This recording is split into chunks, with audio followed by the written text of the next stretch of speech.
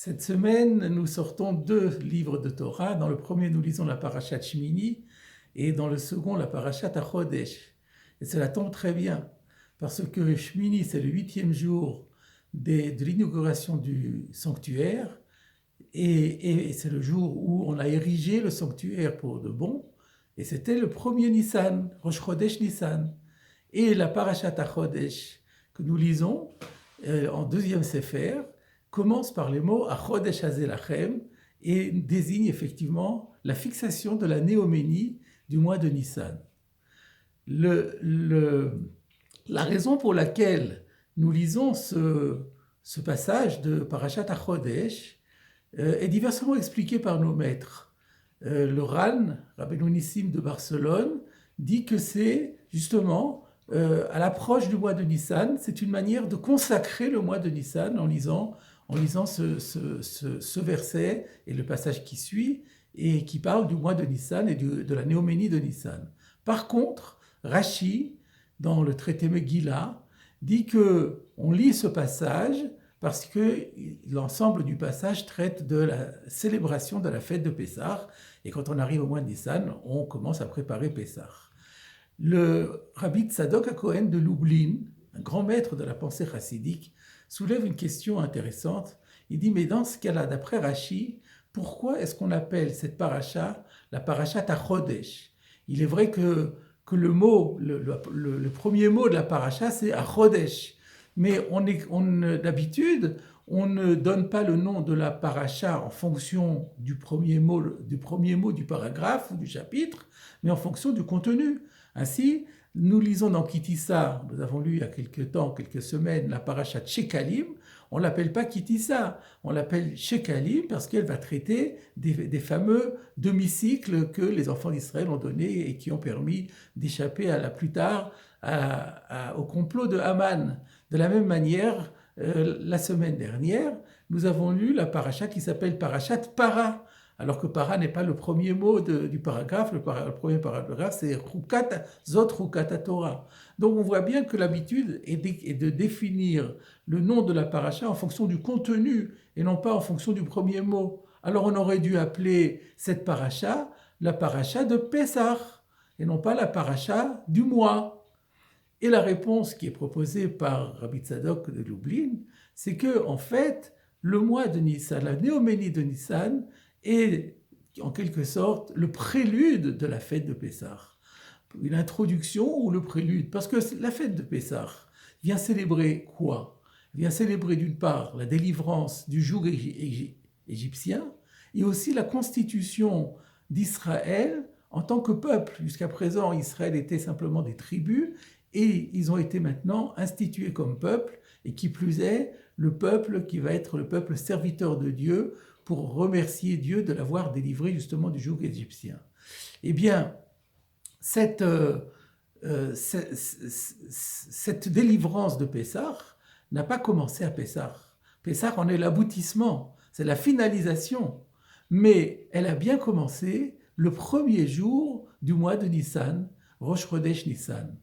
Car qu'est-ce que nous dit ce premier verset? Que Dieu a enseigné à Moshe et à Aaron la manière de fixer la néoménie en fonction de l'observation de la lune, et par conséquent, elle a conféré au peuple d'Israël le pouvoir de fixer chaque mois le Rosh Chodesh, la nouvelle néoménie, et ainsi de déterminer également la date des fêtes, puisque les fêtes sont liées au quantième du mois.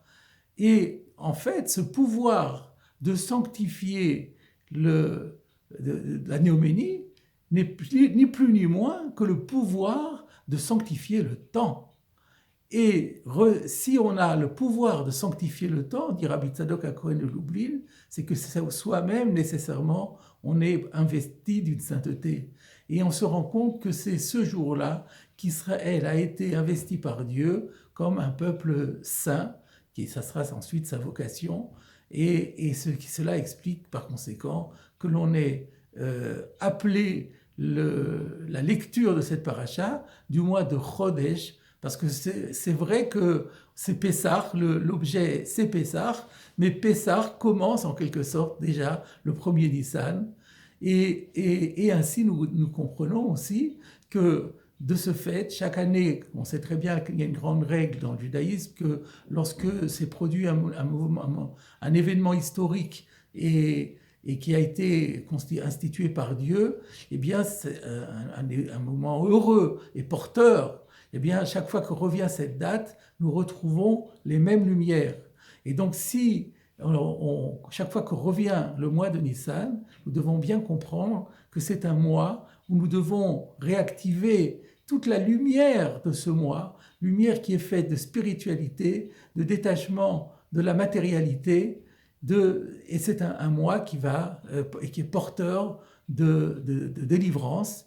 Comme le dit le fameux adage talmudique dans Rosh Hashanah, Benissan Nigalou, Benissan Atidim Ligael, c'est en Nissan qu'ils ont été sauvés la première fois, on parle d'Israël, et la délivrance ultime aura lieu également au mois de Nissan.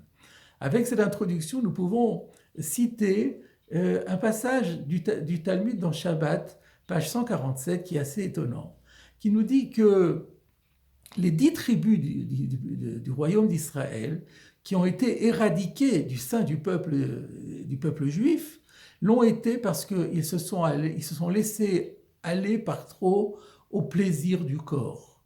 Et notamment, il y avait deux attractions très très fortes. C'était du vin de terroir qui provenait d'un lieu dit Progita, et aussi ils abusaient de bains dans une eau naturelle qui devait être merveilleusement bonne et qui provenait d'un lieu dit Yomset.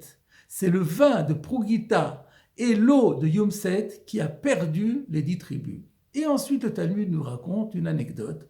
Il y avait un très grand maître de la Mishnah, Rabbi Elazar ben Arach, un élève de Rabbi Yochanan ben Zakkai, qui lui-même est allé visiter ces deux contrées. Et voilà qu'il a été pris lui aussi d'addiction pour le vin d'un côté, pour cette eau de l'autre, et il en a oublié toutes ses connaissances talmudiques. À son retour, nous dit le Talmud, il a voulu lire dans le Sefer Torah. Et il a justement lu le passage dont nous parlons, ce premier verset de Achodesh Azelachem. Mais en le lisant, il a mal lu. Chaque mot, il a déformé une consonne. Au lieu de dire Achodesh Azelachem, il a dit Acharesh Haya Libam. Leur cœur était sourd-muet.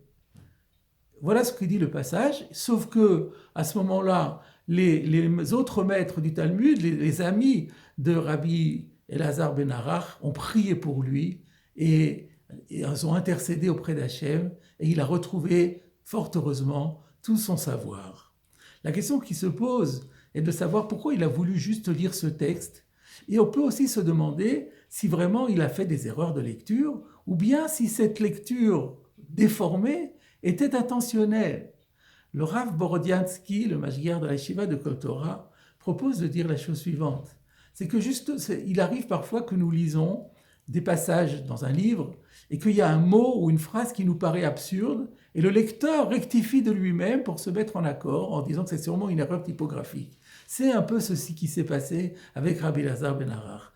Rabbi Elazar ben Arach, qui était devenu addict au plaisir du corps, de trouver insupportable ce message de Achodesh Azelachem qui nous disait que lorsqu'arrive le mois de Nissan, on doit complètement s'investir dans la spiritualité, dans la sainteté, dans l'élévation et qu'on doit se détacher des plaisirs matériels alors que c'était devenu tout son être.